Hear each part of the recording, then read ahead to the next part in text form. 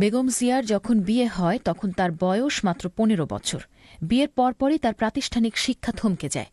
স্বামী জিয়াউর রহমান বাংলাদেশের ক্ষমতায় থাকাকালীন তিনি ছিলেন পুরোপুরি পর্দার আড়ালে। ২ ছেলে তারেক ও আরাফাতকে নিয়ে সংসার সামলানোই ছিল তার মূল কাজ। ১৯৮০ সালে স্বামীর হত্যাকাণ্ডের পর তার সেই জীবন হঠাৎ করেই বদলে যায়। এক রাতের মধ্যেই তিনি রাজনীতির কেন্দ্রবিন্দুতে চলে আসেন। I was a housewife, busy with my own house and own work. After the death of my husband, the people, they've brought me in the politics because they love my husband. They want President Zia's program and policy should continue. That's why they brought me here. I have to compromise because my children, I cannot give them time. They miss me. Obviously, I have changed, You can see. I have to work both. As the housewife, I was housewife. On the other side, I am mother.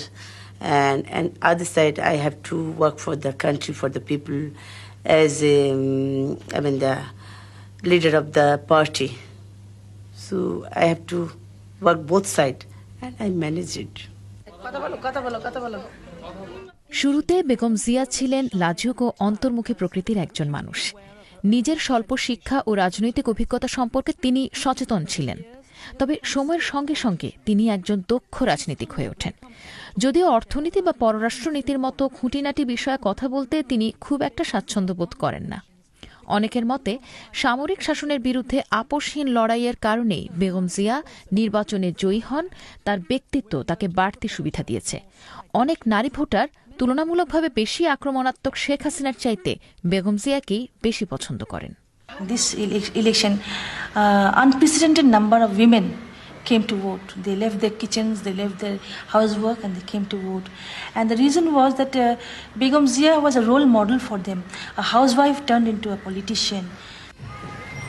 নির্বাচনের এক সপ্তাহের মধ্যেই বাংলাদেশের নারীরা একজন নারী সরকার প্রধান পাওয়ার সুযোগটি কাজে লাগান। আন্তর্জাতিক নারী দিবস উপলক্ষে তারা একটি মিছিলের আয়োজন করেন এবং নিজেদের দাবি দেওয়া সংবলিত একটি স্মারকলিপি জমা দেন।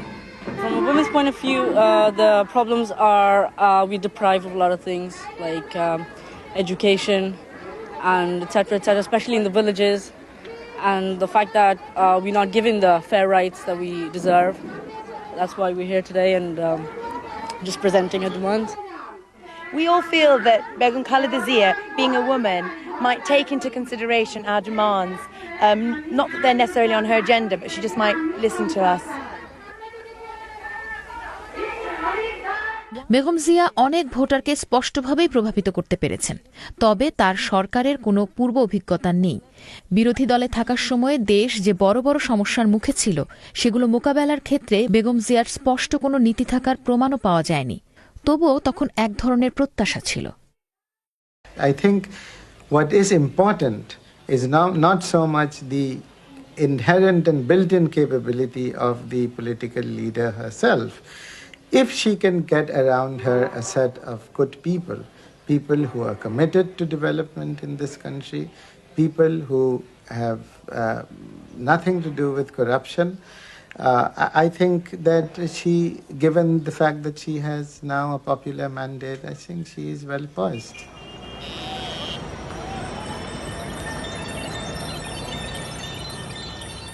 বাংলাদেশের মানুষ হয়তো গণতন্ত্রের লড়াইয়ে জয়ী হয়েছে, কিন্তু সামনে আরও কঠিন লড়াই অপেক্ষা করছে। নতুন সরকার এমন একটি দেশের দায়িত্ব নিয়েছে যেখানে দীর্ঘদিন ধরে চলছে শ্রমিক অসন্তোষ, অবকাঠামোগত দুর্বলতা এবং সবচেয়ে বড় কথা দেশটির অর্থনীতি ক্ষতবিক্ষত ও অনুন্নত। বাংলাদেশ বিশ্বের অন্যতম দরিদ্র দেশ।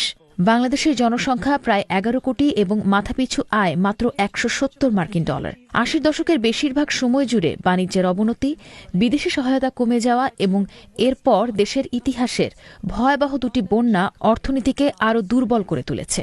বাংলাদেশের অর্থনীতি তখন চরম সংকটে ছিল। বিনিয়োগ কম হওয়ার পাশাপাশি দেশের বৈদেশিক ঋণের পরিমাণ ছিল প্রায় $10 বিলিয়ন, যার সুদ পরিশোধ বাবদ বছরে প্রায় $700 মিলিয়ন খরচ হতো। The government has inherited an economy which is in shambles.